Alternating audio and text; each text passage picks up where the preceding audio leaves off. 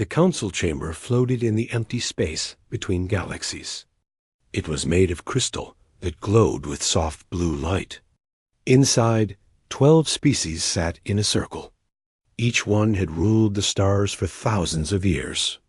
Some looked like giant insects made of metal. Others were clouds of gas that somehow thought and spoke. A few were so strange that human eyes could barely understand. What they were looking at. In the center of this circle stood Tae Young. He was a human from Earth, wearing a simple black suit. His hair was neatly combed. His face showed no emotion. He held a small device in his hand that contained all of humanity's information. Everything humans had ever achieved was stored in that tiny machine around him. The alien beings talked among themselves. Their voices came through translation machines that turned their words into sounds humans could understand. Most of them were laughing. The Valkyrie spoke first. They were creatures made of living crystal, born when the universe was still young. Their voice sounded like wind blowing through glass chimes. This species asks to join us? Look at them. They breathe oxygen. They die after barely 100 rotations around their star. They still use chemical rockets to move between planets. The Othran collective joined in the mockery. They were hive mind, billions of small creatures that shared one consciousness across 17 star systems. When they spoke, it sounded like 1,000 voices talking at once. We have reviewed their military capabilities. Nuclear weapons. How primitive. We moved past such crude tools 3 million years ago. They cannot even create their own faster-than-light drives. They had to buy the technology from traders. More laughter echoed through the chamber. Tae Yang stood still and silent. He had expected this response. Earth's leaders had warned him that the Council would not welcome humanity with open arms. But they had to try. They had to ask for membership, for recognition, for a place among the star-faring civilizations. A massive creature named Vrextau leaned forward. He represented the Mortheni Empire, a military power that controlled 200 star systems. His body looked like a cross between a lizard and a machine, with metal plates growing from his scales.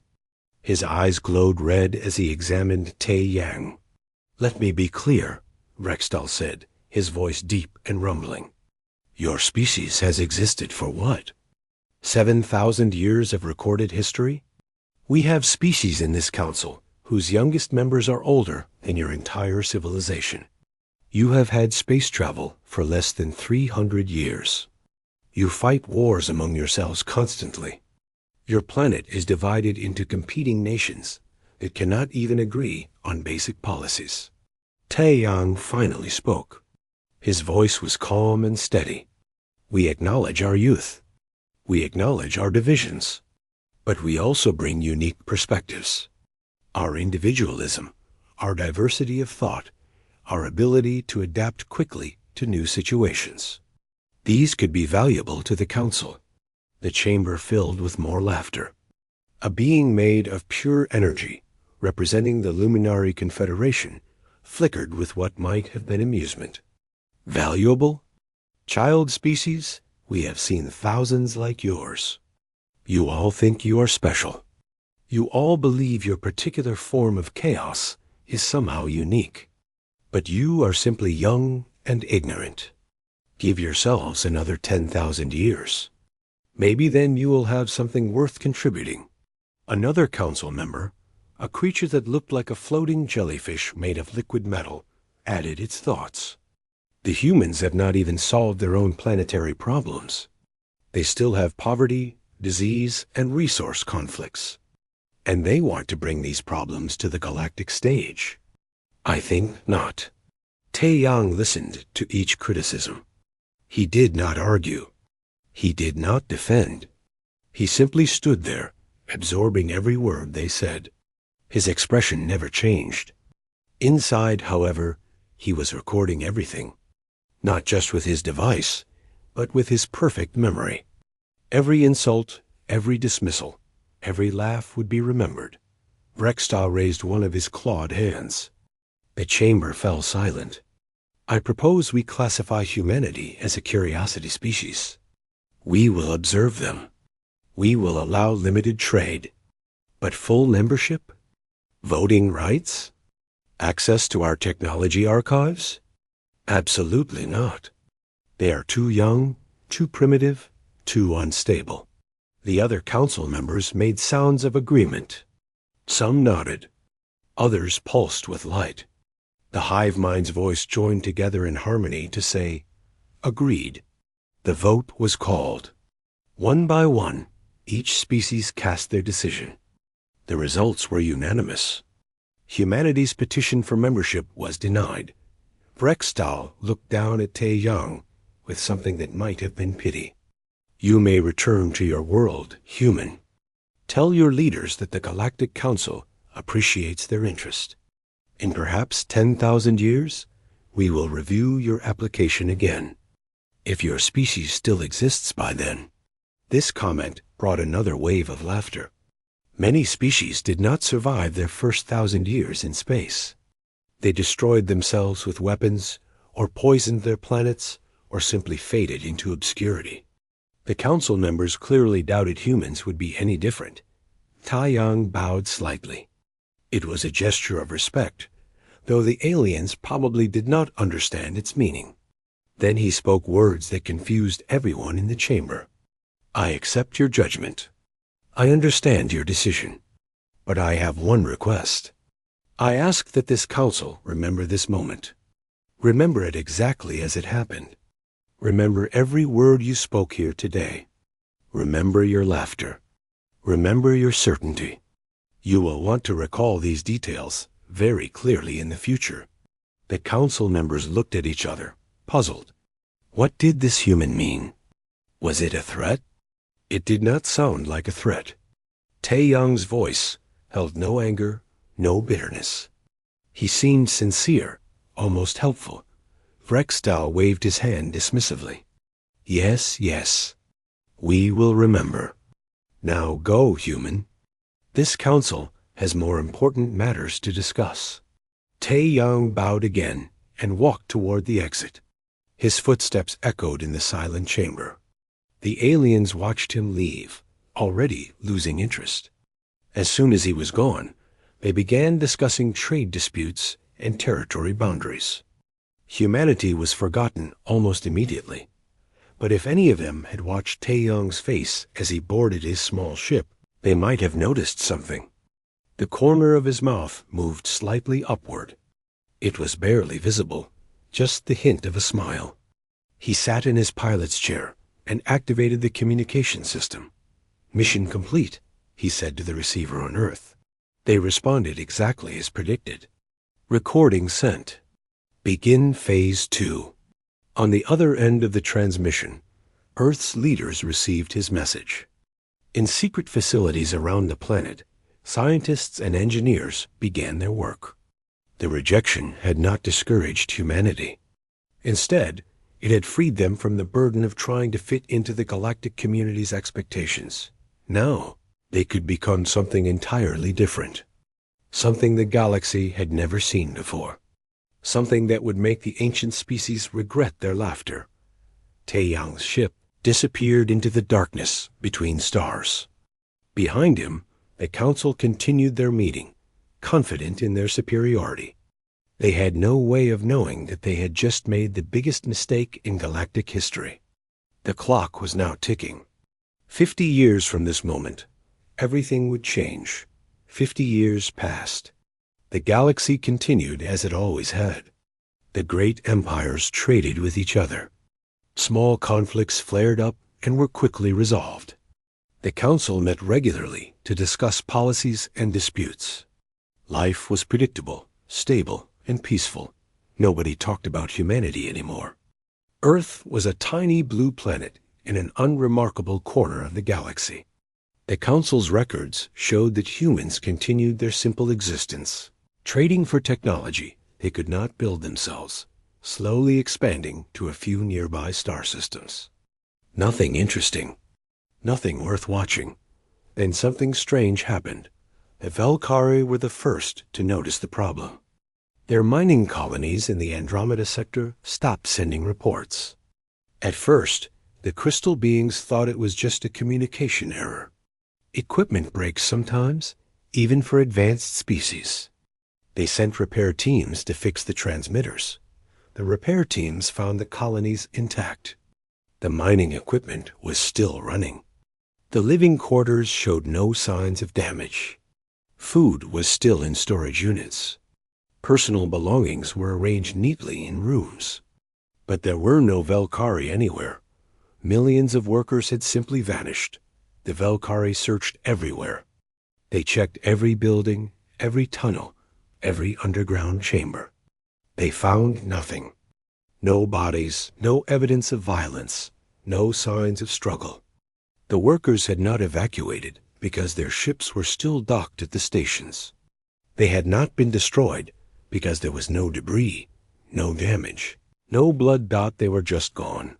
The Valkyrie leaders were confused, but not alarmed. They assumed some rare natural phenomenon had occurred. Perhaps a dimensional rift had opened and swallowed the colonists. Such things were extremely rare, but not impossible. They filed reports and moved on.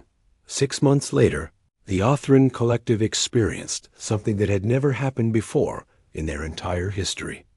An entire subhive went silent. 3 billion individual organisms, spread across 3 planets, suddenly stopped being part of the collective consciousness. The hive mind could not feel them anymore.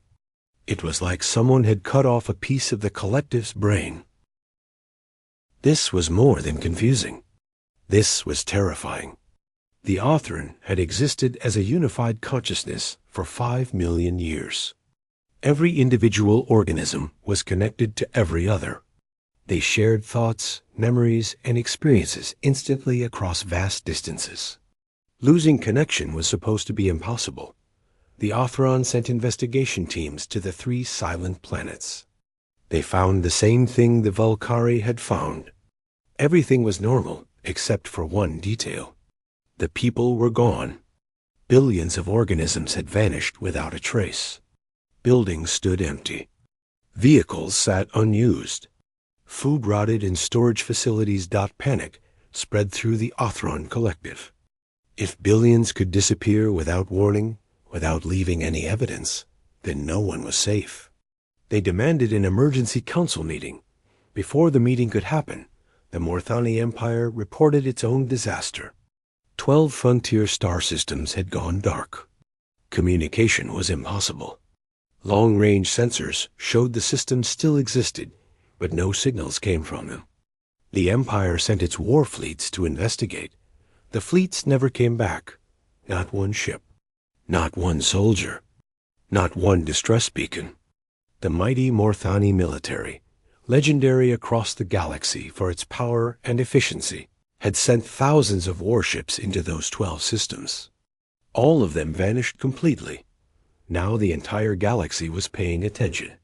3 major council species had lost millions of their people and had no explanation. The disappearances had no pattern that anyone could see. They happened in different parts of the galaxy. They affected different types of species. The only connection was that everyone who disappeared left no trace behind. The council called an emergency meeting. All 12 species gathered in the crystal chamber. For the first time in thousands of years, there was real fear in that room. The ancient species had forgotten what it felt like to face an unknown threat. Rextal stood before the assembly. He looked older now, though his species aged very slowly. His red eyes were dimmed with worry. We must face the possibility that these disappearances are not accidents. The timing is too precise. The method is too clean. This is an attack, but from who? Demanded the Valkyrie representative. We have sensors that can detect ships from across the galaxy. We have weapons that can destroy entire star systems. What enemy could hide from our technology and strike without leaving evidence? The luminary energy being flickered nervously. Perhaps we are dealing with something from another dimension. an invasion from beings we cannot detect with our normal sensors. As they argued, the door to the chamber opened. A human walked in without permission, without announcement. She was young, perhaps 30 years old by human standards. She wore a gray suit similar to the one Taeyang had worn 50 years earlier. Her face was calm and expressionless. "I am Ambassador Nam," she said clearly. "I represent humanity. I have information relevant to your discussion." The council members were shocked. How had a human entered their chamber unannounced? The security systems should have stopped her. The guards should have questioned her. Yet here she stood, as if walking into the most secure location in the galaxy was completely normal. Vrextal recovered first. "This is a closed session, human. Your species does not have permission to attend council meetings." Nam smiled slightly. "I know, but I thought you might want to hear what I have to say. It concerns the disappearances." The chamber fell completely silent. Every council member focused on the small human standing before them. She looked tiny compared to the massive alien beings surrounding her, but she showed no fear. "What do you know about this?" The Velkari demanded. Nam pulled out a small device, similar to the one Taeyang had carried. She activated it, and holographic coordinates appeared in the air. 16 different spatial locations scattered across the galaxy. "Send your observers to these locations. You will find what you are looking for." "Explain yourself," Rextal commanded. "I would rather show you," Nam replied. "Send your fastest ships to any of these coordinates. What you discover will answer all your questions." The council members looked at each other. This felt like a trap, but they had no other leads, no other explanations for the disappearances. They agreed to send observers to the coordinates Nam had provided. The ships were dispatched immediately. They traveled to the locations using the fastest drives available. Some reached their destinations within hours. What they found made their pilots freeze in shock. Massive structures floated in the void between galaxies. Each one was the size of a solar system. They were made of materials the observers did not recognize. Strange energy patterns flowed across their surfaces. The structures had not existed 50 years ago. They were new constructions, built recently by someone with incredible resources and technology. The observers ran every scan they had. The results were impossible to believe. The structures contained trace elements and isotopes that only existed in one place in the entire galaxy. They matched the chemical signature of Earth. The data was transmitted back to the council. Nam stood patiently as the council members received the reports. She watched their expressions change from confusion to disbelief to horror. Brextel stared at her. "These structures are human?" "Yes," Nam answered simply. "That is impossible. Your species does not have this technology. You could not build something this large, this advanced, in just 50 years. Nam's smile grew wider. "You told us we were too primitive, too young, too unstable. You were correct. 50 years ago, we could not have built these structures. But you made a mistake. You assumed we would stay primitive.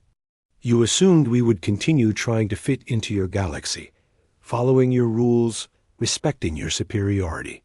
She paused, letting her words sink in. "You freed us when you rejected us. You gave us permission to stop being what you expected and become something new, something you never imagined possible." The Othran Collective's voice trembled. "What have you done? Where are our people?" Nam looked directly at the hive mind's representative. "They are safe, unharmed, preserved, but no longer yours." The chamber erupted in chaos. Council members shouted questions and accusations. But Nam simply stood there, calm and patient, waiting for them to understand the full weight of what she had just revealed. Humanity had not just built massive structures in 50 years. They had developed technology that could make entire populations vanish without trace. They had struck at 3 of the most powerful species in the galaxy, and none of them had even known they were under attack. The question everyone was afraid to ask hung in the air, unspoken but deafening. If humanity could do this to the most advanced civilizations in the galaxy, what else were they capable of? The council chamber remained in chaos for several minutes. Accusations flew back and forth. Some species demanded that Nam be arrested immediately. Others wanted to send their entire military to Earth and destroy the human homeworld before things got worse. The crystal Velkari flickered with anger. The author and collective's 1,000 voices screamed in unison. Vrextal raised his clawed hand, calling for silence. The chamber gradually quieted down. All eyes turned back to the small human woman standing calmly in the center of their circle. "Ambassador Nam," Vrextal said slowly, his voice heavy with controlled rage. "You will explain exactly what humanity has done. You will tell us where our people are. And you will tell us why we should not reduce your planet to dust right now." Nam nodded. "I will explain everything. But first, answer me one question. What do you know about human war?" The question confused the council members. War? What did that have to do with anything? The Morthani representative laughed bitterly. "We know you fight among yourselves constantly. Primitive conflicts using chemical explosives and metal bullets. Nothing that could threaten species who can manipulate gravity and fold space." "You are partially correct," Nam agreed. "But you missed something important. We do not fight wars the way you do. Your wars are direct. You build bigger ships, stronger weapons, larger armies. You meet your enemy face to face and overwhelm them with superior force. This works well when all sides follow the same rules." She activated her device again. A holographic image of Earth appeared above them. But it did not look like the blue-green planet from 50 years ago. The oceans were gone. The green continents were gray. The entire surface was covered with buildings and machines. "After you rejected us," Nam continued, "Earth's governments dissolved the diplomatic corps. Every resource was redirected to a single project. We call it the Echo Initiative. For 50 years, 4 billion humans have lived underground while our entire planet's surface was converted into industrial production." The council members stared at the transformed Earth. How had they not noticed this? Their sensors should have detected such massive changes. But Earth was far from the major trade routes, in a quiet corner of the galaxy. Nobody had been watching. Nam changed the image. Now it showed not weapons or ships, but complex diagrams of something the Council could not immediately understand. Waves and particles, energy patterns, mathematical formulas that hurt to look at. "We studied ourselves," Nam explained. "Humans are individuals. Each of us has a separate mind, separate thoughts, separate consciousness. This makes us weak in some ways. We cannot think as fast as a hive mind. We cannot process information as efficiently as networked crystal beings. But it also gives us one unique advantage." She paused, making sure everyone was listening. "We can conceive of ideas in complete isolation. We can keep secrets even from our own kind. We can imagine things that no one else knows about. This ability made us perfect for developing a new form of warfare." Another image appeared. This one showed a Velkari mining colony. Then it showed the same colony empty. Then it showed one of the massive structures floating in space, and inside that structure, somehow, were the missing Velkari. Not dead, not destroyed. Simply stored, like files in a computer. "We call it consciousness mapping," Nam said. "One of our scientists, Dr. Heyoon, discovered that minds can be treated as quantum phenomena. They can be observed, measured, and moved without destroying them. We built devices that can read consciousness from across star systems and transfer it to containment facilities. The horror of what she was describing slowly sank in. The Othran Collective's voice became a whisper. You stole their minds. We preserved them, Nam corrected. Everyone who disappeared is alive and unharmed. They are in stasis within our processing stations. They do not know they were moved. They do not feel pain or fear. From their perspective, no time has passed at all. The luminary energy being flickered rapidly. This is impossible. Consciousness cannot be manipulated this way. The quantum uncertainty principle alone would make it undetectable and unmovable. You are correct that it should be impossible, Nam agreed. According to current galactic science, consciousness cannot be mapped or transferred. But human science took a different path. We do not think like you do. We approach problems from angles you would never consider because they seem illogical or inefficient. She changed the image again, showing Earth's underground cities. Billions of humans living in artificial environments, working on projects the Council could not comprehend. While your civilizations grew comfortable and stable, we remained desperate. Desperation breeds innovation faster than comfort. You have had the same technology for thousands of years because you had no reason to change. We had every reason. Vrextal leaned forward. Why did you do this? Why attack us? We did not attack you, Nam said firmly. We demonstrated capability. There is a difference. An attack would mean we wanted to destroy you. We do not.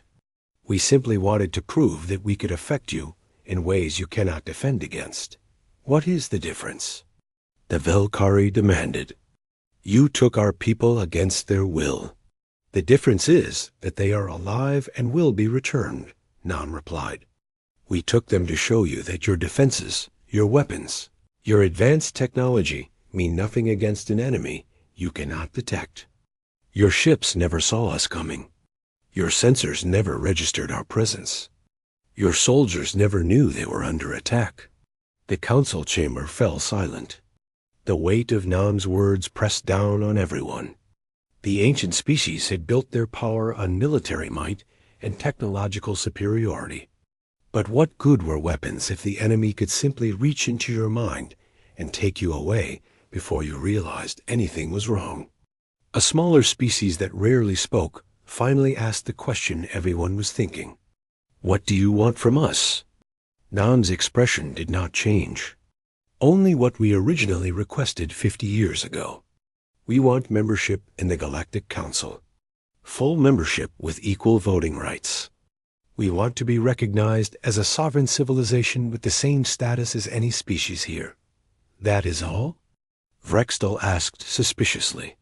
That is all, Nam confirmed. Give us what we asked for peacefully, and we will return everyone we took. We will share the details of how our technology works, so you can develop defenses against it. We will become partners instead of threats. And if we refuse? The Morthani representative asked. Nam's face remained neutral, but her voice became colder. Then the 16 processing stations you discovered are not the only ones. We have hundreds more scattered across dimensions you cannot detect. If you refuse our terms, we will continue the demonstration. We will take more of your people. We will take your leaders. We will take your scientists and engineers. We will systematically catalog every member of every council species until you are reduced to archived memories in our databases. She let that threat hang in the air for a moment before continuing. You will still exist. You will still be alive. But you will not be free. You will be stored, preserved, studied, and the galaxy will move on without you. The horror of this possibility was worse than death. At least death was final. What Nam described was an eternal prison, conscious but powerless, aware but unable to act. You are threatening genocide, the Velkari accused. No, Nam corrected. Genocide means destruction. We are threatening preservation. Your people will live forever in our care. They simply will not be able to do anything except exist. Some might consider that merciful. Vrextal stood slowly. His large body seemed to age years in that moment. You have given us much to consider. How long do we have to make our decision?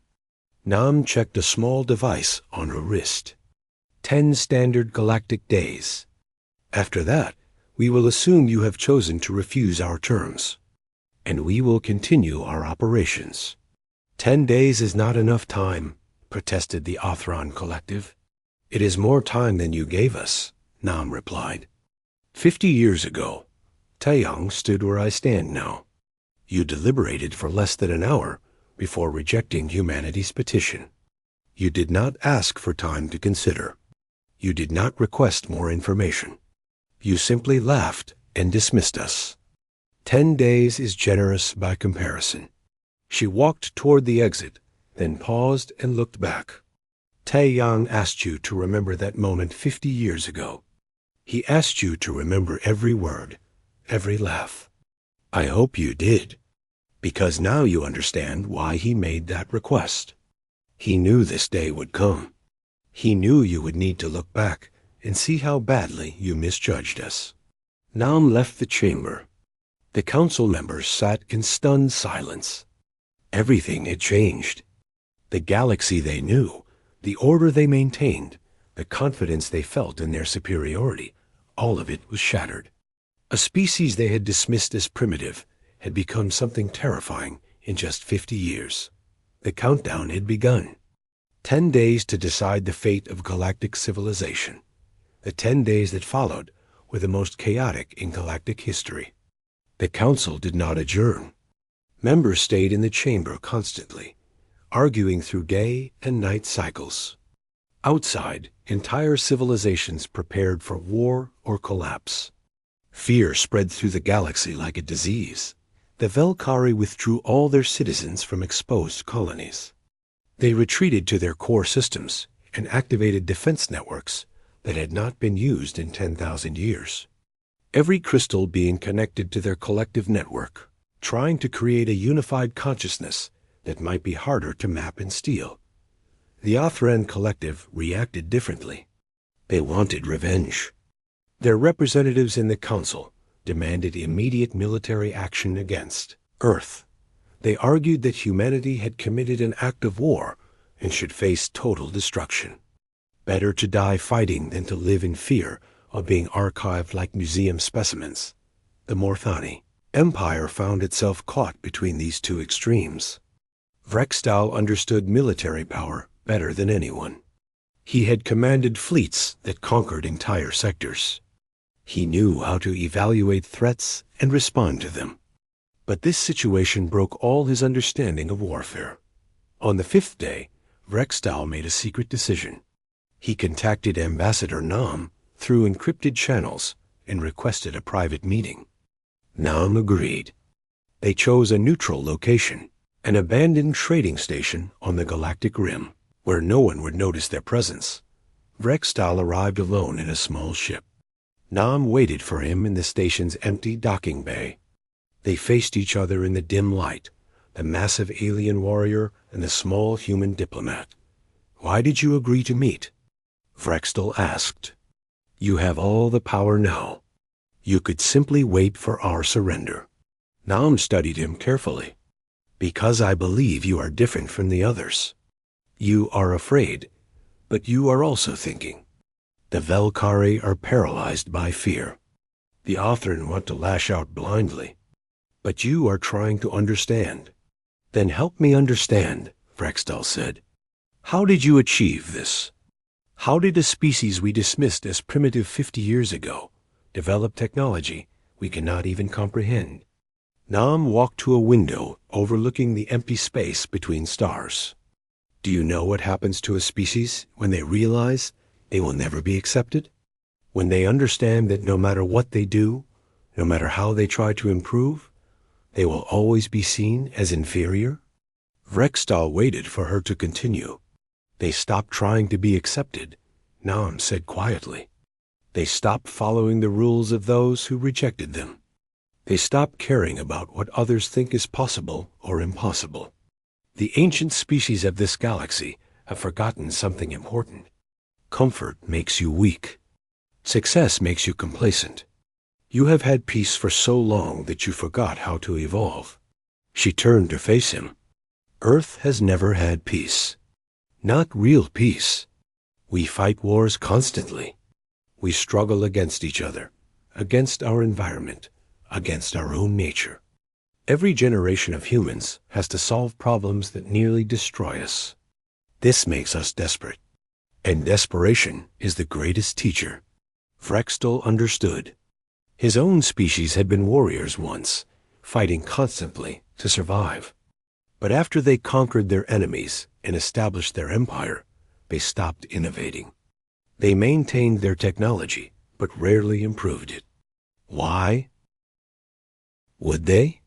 They were already the strongest military power in the galaxy. Dr. Ha-Yun, Nam continued, was not a weapons designer.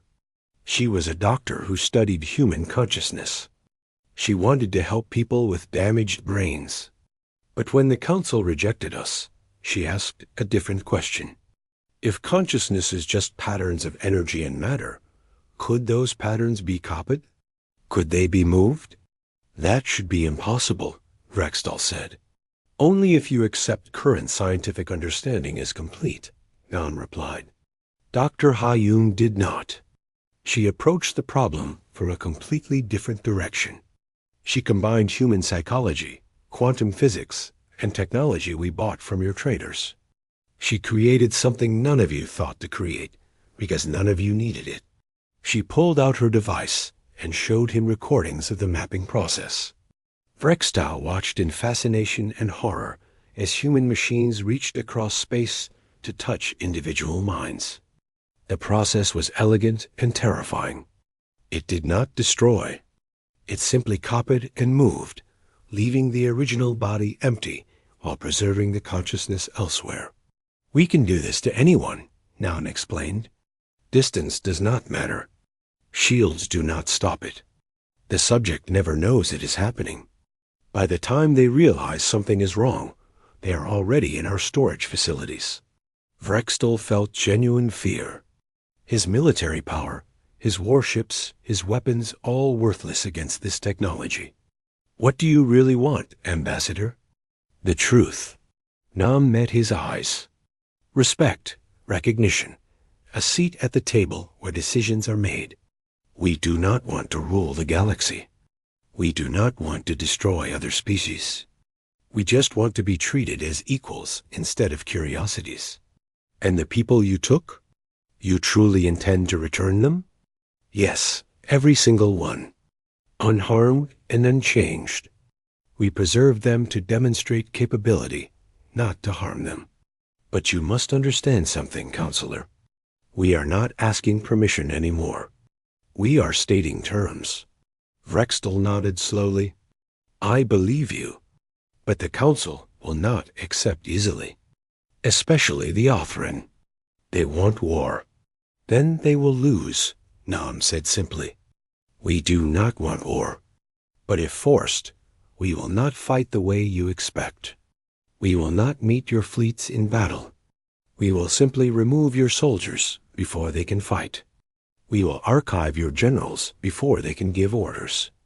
We will preserve your entire military command structure before they realize the war has started. That is not war, Vrextel said. That is erasure. Exactly, Nam agreed. Which is why war would be foolish. We are offering peace. We are offering partnership.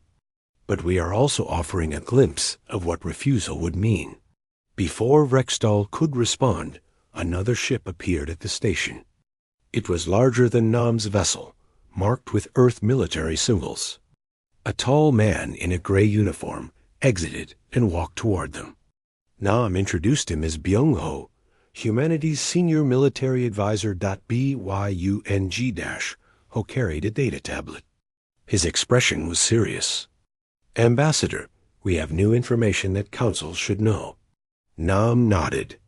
Tell us. Byung-ho looked at Vrextel. Dr. Hayun's team has made another breakthrough. We can now not only map and move consciousness, but we can edit it. We can change memories. We can alter perceptions. We can rewrite how someone thinks and what they believe. The implications of this statement hit Frextau like a physical blow. If humans could rewrite consciousness, they could theoretically make entire civilizations believe anything.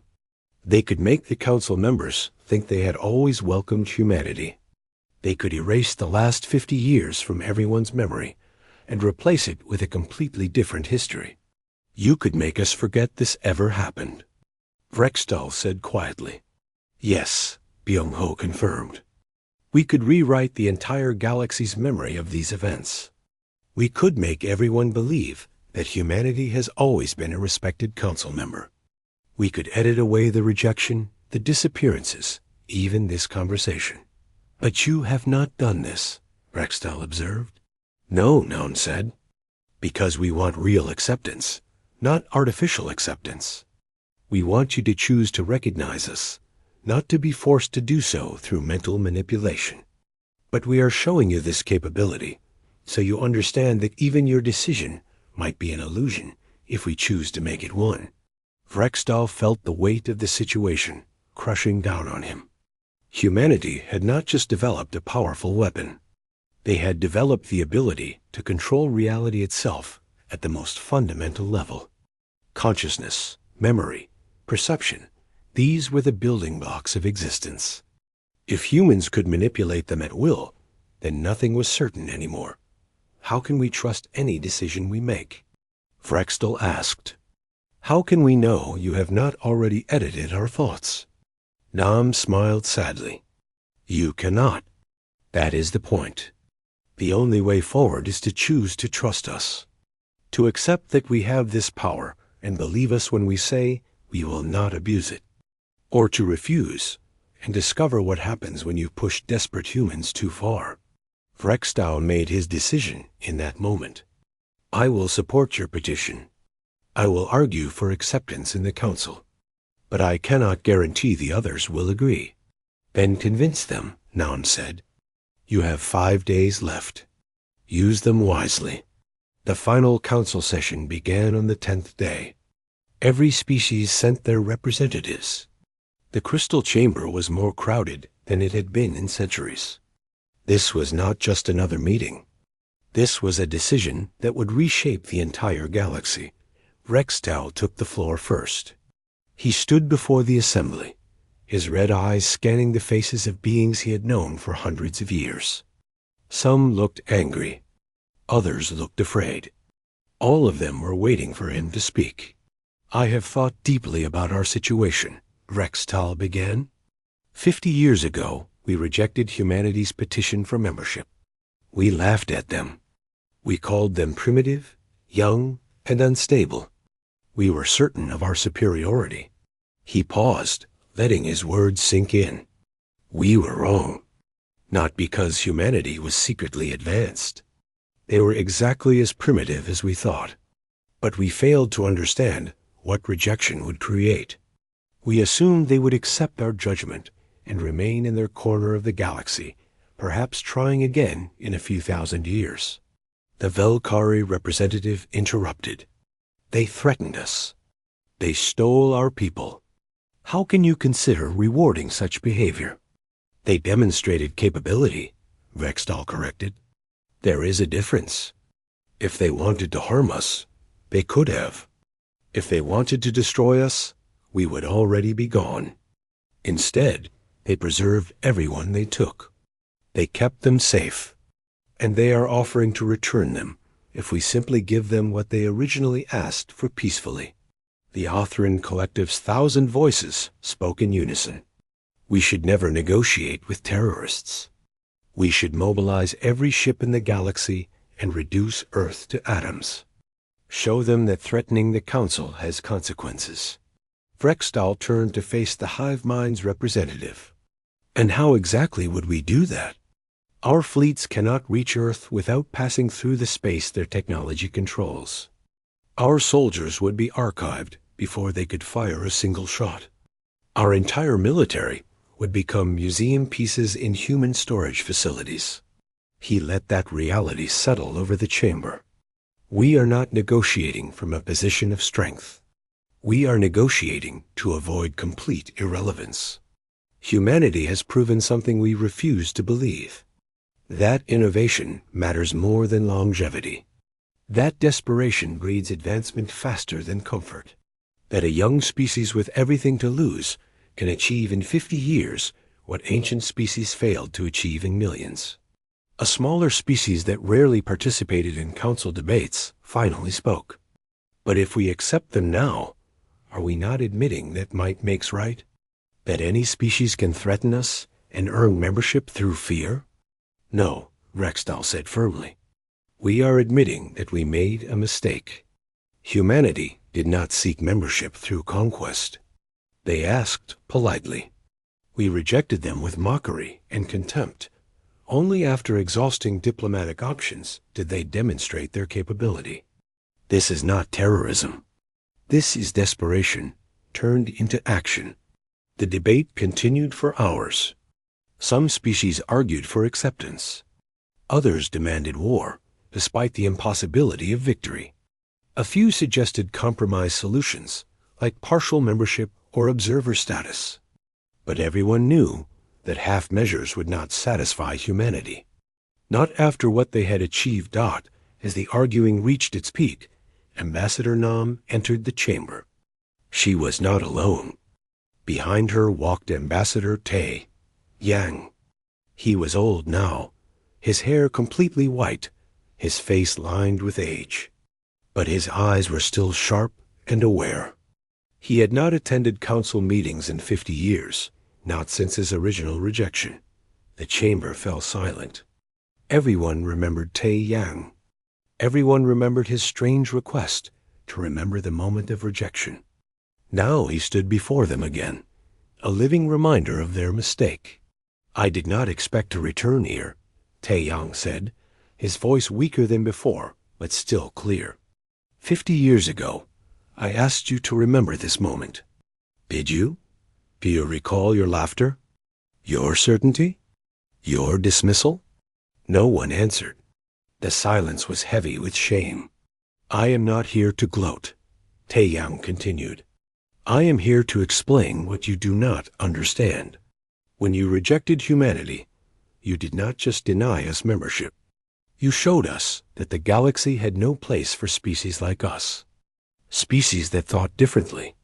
Species that approached problems from unusual angles. Species that refused to accept limits. He walked slowly toward the center of the chamber, each step careful and measured. You gave us a choice. We could either spend thousands of years trying to become more like you, hoping you would eventually accept us, or we could become something entirely new, something that would force you to recognize us. Nam stood beside him, ready to support him if he needed it. Te Yang looked around at all the alien faces watching him. We chose the second path, not because we wanted to threaten you, but because we realized that acceptance earned through conformity is not real acceptance. It is surrender.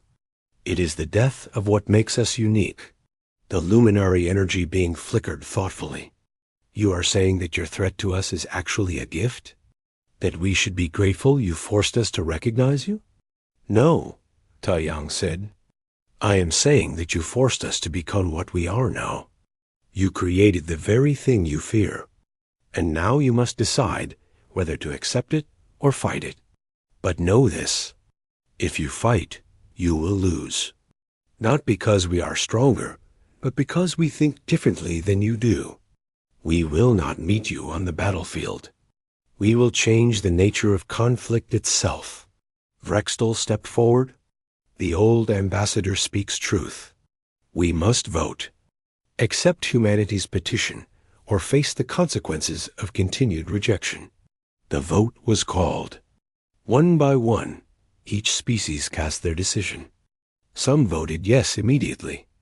Others hesitated, their fear and pride warring with practical reality.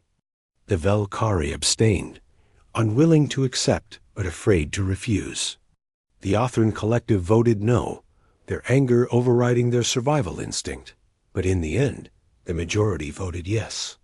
By a narrow margin, humanity's petition was accepted, the chamber filled with mixed emotions. Relief from some, resentment from others, fear from most. But the decision was made. Humanity would become a full member of the Galactic Council, with equal voting rights and recognition as a sovereign. Civilization.nam spoke formally for the first time. On behalf of humanity, we accept this decision. We will begin returning all preserved individuals immediately. We will provide technical documentation on our consciousness mapping technology so you can develop appropriate defenses. And we will work to become partners in the governance of the galaxy. But she was not finished. However, we also propose something new. We call it the Restoration Initiative. Our consciousness mapping technology can be used for more than warfare. It can preserve dying civilizations. It can recover lost knowledge from extinct species. It can even allow communication with life forms too alien for normal contact. The council members looked at each other, surprised. This was not part of the original terms. We offer to share this technology freely, Nam continued. Not as a weapon, but as a tool for preservation and understanding.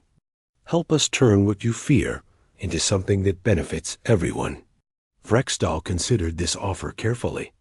It was clever. By offering to share the technology, humanity would reduce the fear surrounding it. By positioning it as a preservation tool rather than a weapon, they would change how other species perceive them. The Council will consider your proposal, Brextal said formally. But first, fulfill your promise. Return our people. Over the following weeks, the processing stations began releasing their preserved populations. The Velkari workers returned to their colonies with no memory of being taken. The Othran organisms reconnected to their collective consciousness. The Morthani soldiers found themselves back on their ships, confused but unharmed. Every individual returned exactly as they had been. No memories were altered. No thoughts were changed. Humanity kept their word completely. The galaxy began to adjust to its new reality. Humanity took their seat on the Galactic Council. Earth's industrial production slowed as resources were redirected to less aggressive purposes. Dr. Hayun's technology was shared with Council scientists who began developing both defenses and new applications. On Earth, Tae Yang sat in a quiet room overlooking the gray industrial landscape of his transformed homeworld. Nam visited him there one evening, bringing tea and conversation. You were right, Nam said. They accepted us. But I wonder if we did the right thing. Look at what we became. Look at what we turned our planet into. We sacrificed so much to force the galaxy to recognize us. Taeyang sipped his tea slowly. Every choice has a cost. We could have remained as we were, hoping the galaxy would eventually accept us. But hope is not a strategy. We chose action instead. We chose to remake ourselves into something that could not be ignored. But was it worth it? Nam asked. We have their recognition now, but we also have their fear. Is fear the same as respect? No, Taeyang admitted. Fear and respect are different things. Fear is what we earned through demonstration. Respect is what we must earn through action. The Restoration Initiative is a good start. Show them we can build as well as threaten. Show them we can help as well as harm. He looked out at the transformed Earth, the gray machines that had replaced green forests and blue oceans. We changed ourselves to change the galaxy. Now we must change ourselves again. The desperate, threatening humanity that forced Council acceptance cannot be the final version of who we are. We must become something better. Nam nodded slowly. The Council still watches us carefully. They trust us, but only barely. Good, Taeyang said. trust must be earned slowly. Let them watch. Let them see that we can be partners instead of threats. In time, perhaps they will forget their fear and remember only that we kept our promises. Years passed. Humanity's restoration initiative proved successful. Several dying civilizations had their entire populations preserved before extinction. Ancient knowledge from long-dead species was recovered and added to galactic databases. New forms of communication were established with life forms previously thought to be non-sentient. Slowly, the galaxy's perception of humanity began to shift. They were still feared, but that fear was mixed with grudging respect. They had proven they could destroy, but they chose instead to preserve. They had demonstrated their power, but they used it carefully and with restraint. The Galactic Council continued its work with humanity as a full member. Decisions were made, policies were debated, and the galaxy moved forward. But everyone remembered the lesson humanity had taught them. That young species should not be dismissed. That rejection can create determination. That sometimes the most dangerous force in the universe is simply someone with nothing to lose and everything to prove. And in the quiet moments between council sessions, the ancient species sometimes wondered what would have happened if they had simply accepted humanity's petition 50 years ago. If they had welcomed humans as partners instead of mocking them as primitives, the galaxy would have been very different. Safer, perhaps. Less afraid, but also less aware of their own complacency. Humanity had changed the galactic order not through conquest, but through innovation born from desperation. They had proven that the greatest weapon was not the biggest ship or the strongest army, but the willingness to think differently and act when others would surrender. The council chamber, floating in the void between galaxies, remained as it always had. But the beings who gathered there were forever changed by one simple truth. Never underestimate a species that has been rejected, because in that rejection, they might find the motivation to become something far more powerful than anyone imagined possible.